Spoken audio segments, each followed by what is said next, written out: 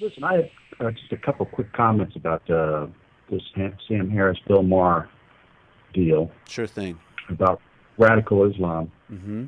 Uh, Zygmunt Brzezinski says in his book, The Grand Chessboard, that back in the 70s, it was the United States that funded radical Islamic madrasa schools in the Middle East, and also radical Islam politicians, as a way to hem in any possible Soviet expansion into the Middle East, because they found that the only governments that were almost immune from communism were Islamic governments.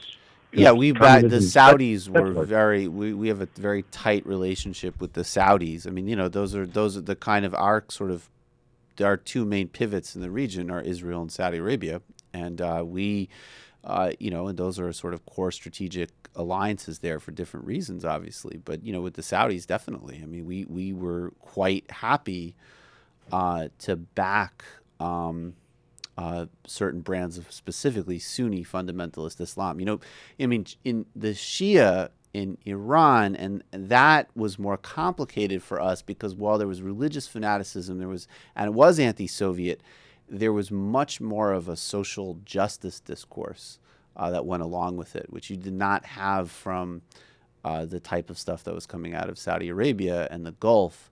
And then, of course, the real place that sort of the kind of inflection point was through Pakistan into Afghanistan. And, even the Mujahideen was made up of many different factions, including much more moderate religious factions. But we chose to pretty much let the Saudis and the ISI kind of dictate where things went. And we were happy to go along because the most fanatical guys were the most effective fighters. So, yeah, there's definitely truth in that, for sure. Well, also it was tougher for the population of Muslim countries to go along with communist secular ideas. They're two foreign ideologies, and I know Carter always gets blamed. I'm a big Carter fan. I think Carter is an abused president.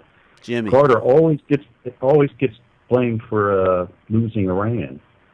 But people seem to forget that the Shah was dying, and the Shah's son was suffering from depression, so there was no succession in order for the Shah. Well, the other thing He was about the gonna fall. Iranian Revolution was that the Iranian Revolution was not just an Islamic revolution. That was a broad coalition that was Muslim, socialist, liberal, and really, and the truth is that the Ayatollah actually did really ruthlessly consolidate power. That's the reality.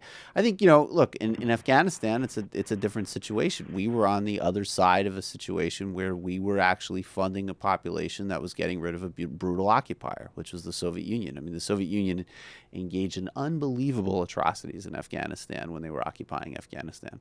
But there's no question that we were very comfortable with backing far-right religious politics as a counterweight to Soviet politics. There's no doubt about that. That's absolutely correct history. I appreciate the call, man.